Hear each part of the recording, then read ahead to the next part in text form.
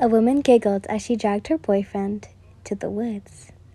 Are we really going to do it here? Her boyfriend asked. Of course. Besides, no one will know. It's like 12 or 1 a.m., the woman replied.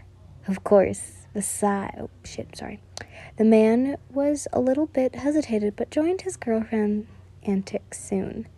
They both hesitantly moved their clothes. As soon as they were both butt naked, the woman pulled the man in for a kiss.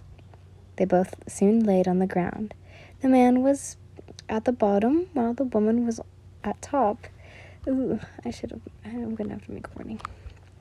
The woman was about to do it with her boyfriend, but paused as soon as she saw something blue at the corner of her eye.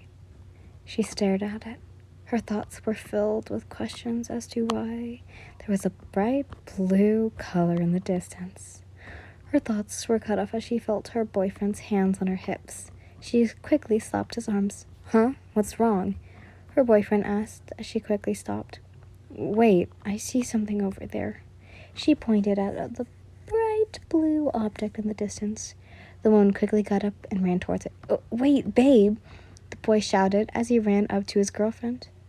As soon as they both arrived at the bright blue object, they both let out a scream as they noticed that there was blood.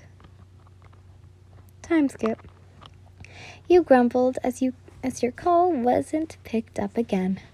Why isn't he answering? You mumbled as you tried to call Bob again. It was now morning, and we're trying to contact Bob because he was missing calls and texts. Who? Kenya asks. Bob, you replied. That tall, muscular boy. What's your relationship with him? Sanmi asked. We're good friends, you simply replied as you texted Bob to call you back. Dear listener, you're probably confused as to what is happening. Well, since you live with Anami and Genya temporarily, the three of you head to school together now. So, what's your costume tonight? Genya asks. A witch. A sexy witch, you replied with a little smirk.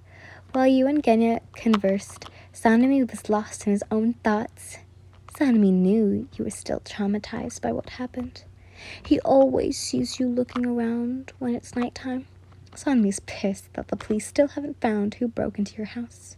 He swore that when he finds out who he is, he'll kill him.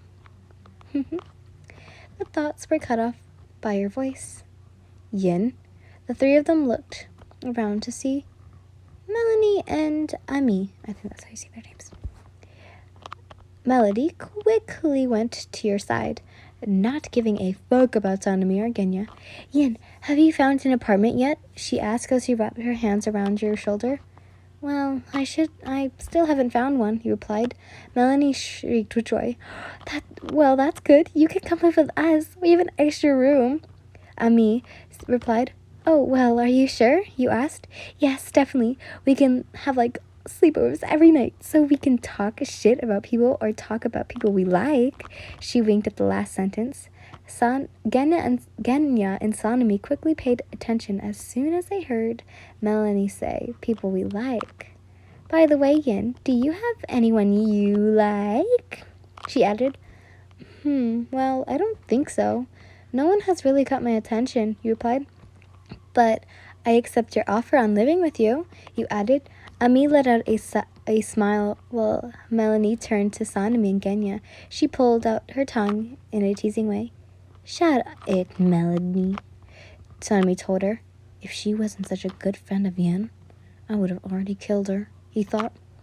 While all of this was happening, there was only one thing you had thought. I'll visit Bob's place after school. If he isn't at school, you thought, growing worried. Time skip. That's weird. Gramps isn't his usual place today, you thought as you stared at their closed fish shop. Okay, Yin, think. Remember where their house was? You mumbled. Oh, it's you. A voice spoke out. You turned around to see Yurichi, and with Demon Killer 9000, aka Chad, in his hands. What are you doing here, kid? At noon, too? Yurichi asked. Oh, I was just headed to my friend's house, you replied. He nodded. You soon stared at Yurichi. Chapter 73. The murderer hummed a song as they dragged a blue body bag containing Bob's dead body. His dead body was cut into pieces. They dragged his body into the forest. As soon as they found a good spot to leave the body, they left it there. They let out a smirk. I sure hope they find his body and identify him. It'll be fun to see his death announced on TV, the murderer mumbled. They soon looked at their watch. 11:01 p.m.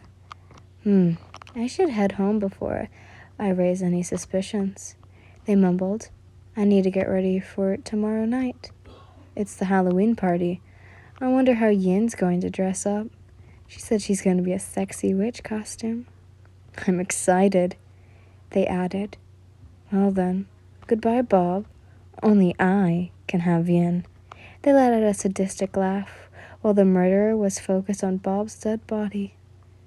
They didn't notice a certain someone watching. Who was the one who witnessed you, ask? Well, who knows? Witnessed it is closer than you think. But the murder, you may ask? Well, it's too soon for you to know. Let's just say that this person is at the Halloween party. Time skip. You look at Zenitsu's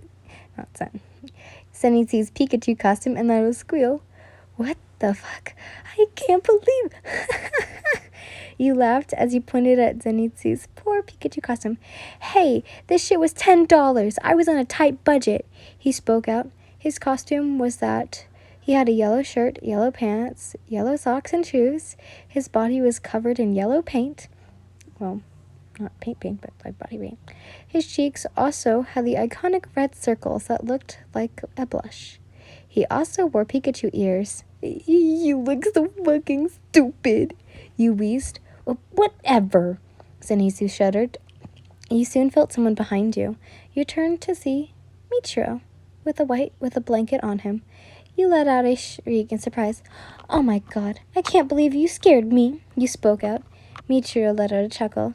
He then looked at your witch onesie. I didn't think you'd actually go in a onesie, he commented. Says the guy with a generic ghost costume, you replied.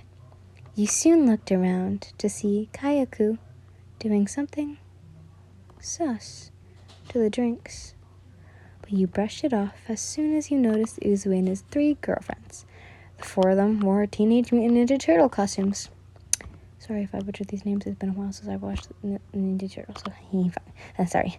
Tengen was Lidanaro, and Hinetsuru was Donatello. Makio is, I almost said Ralph. Raphael, while Sume is Michelangelo. I think that's how you say those. I'm so sorry.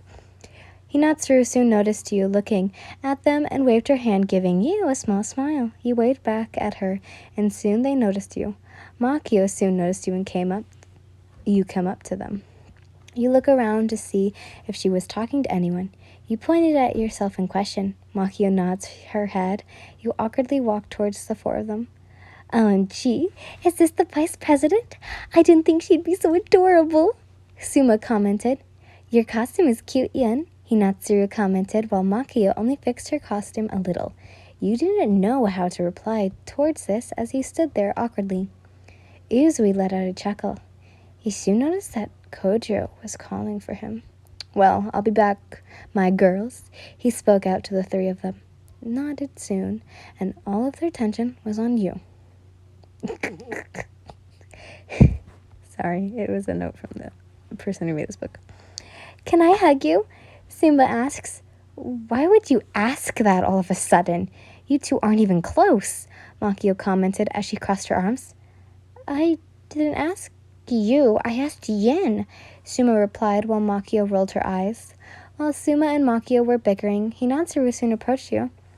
It must be hard, right, to be vice president? While people treat you like that, she spoke out. Well, good job, Yen. I don't know if anyone has told you that yet. You deserve it. We heard good things about you from the student council and our boyfriend, she added. He looked at her with admiration. You can always come to us if you have any problems, she whispered in your ear. You were shocked by what she said. Thank you, he spoke out. She gave you a smile as she replied, looks like Hinatsu, Suma, and Makia were going to kind of be like your older sisters or aunts or cousins. You should ask your father, Blake, for confirmation. Alright, we got a serious warning from the author herself who made this book. So, in these upcoming chapters, there will be like really mature stuff. Like really mature stuff, like a lot of gore and a lot of murder, blood, and all that yawnery stuff, shit like that. But there will also be a lot of not safe for work. So I'm giving you guys warnings because yeah. But yeah. But this book, the next chapter should take around places Christmas. Oh, hold up, I don't know if it'll be taken around by Christmas time, but anyways, yeah, these will be getting into really bad territory. So please, guys, do not listen if you guys do not like these, and I mean, you will be sexually assaulted. Warning: this chapter has you being really sexually assaulted. So please do not listen to this chapter if you are uncomfortable with that. Chapter 74. The door opened, revealing Melanie. She looks at you from top to bottom and let out a giggle. Here, wear my t-shirt since you're practically naked, she spoke out. You let out a sigh of relief, thinking that nothing bad happened. What happened, you asked. Why do you have... Huh? Oh. I don't know why she said that. Sorry. What happened, you asked. What? You don't remember we did it last night? She smirked. Your eyes widened. Am I? Soon cut the conversation. That's enough messing around, Melanie. She's just joking in. Nothing happened to you and her last night, she assured you. You soon noticed the tray of breakfast in her hands. It was bacon and eggs. You're at our apartment right now since we didn't know where you lived. Sanemi offered to take you home since you were kind of living with them temporarily, but I refused. That's how you ended up here. So, yeah, she added. Did you remember anything from last night? She asked. You shook your head. You don't remember the ruckus you caused last night? She chuckled. What ruckus? Your voice faded as you remembered what happened last night. Flashback. You clung to Akaza as he escorted you to his office. The only way there. He was quite cautious as to what you were mumbling about, as he could see your lips slightly moving. What is she mumbling about? I'm getting curious.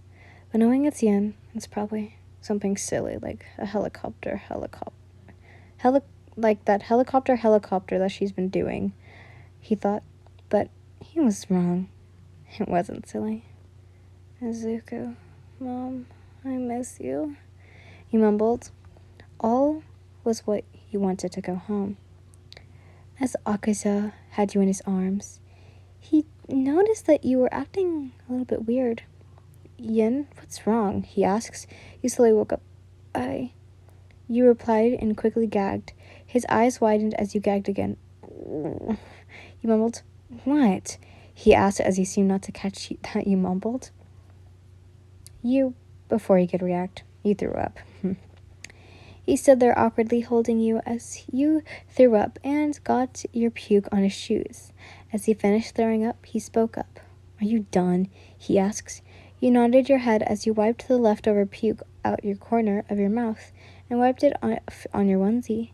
The two of you soon continued your journey to his office. As soon as the two of you arrived, he gently placed you on a small sofa. I'll call your friends over, Yen.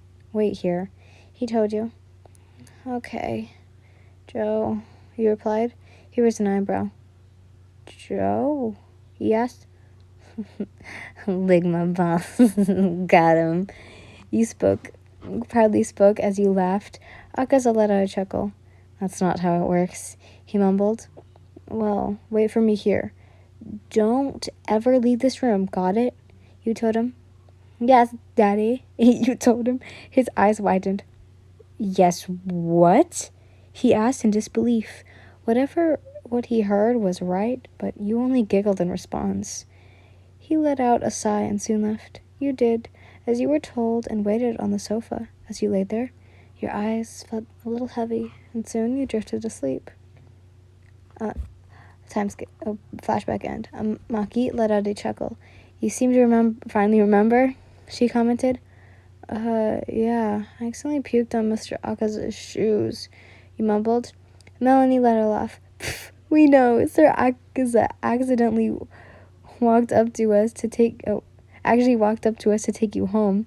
We didn't know where you lived, so bam, you're here now, Melanie replied. Thank you. You thanked them. Oh, also, bitch-ass dog, he followed you and was around you the whole time, Melanie commented. You raised an eyebrow. Why would he follow me around? You asked. Melanie shrugged. Don't know anyway. Your phone is at the drawer, she replied. You should take a bath. I can lend you my clothes. Melody and I will be downstairs. Ami told you. You nodded your head as you soon left. You took your phone and let out of the drawer.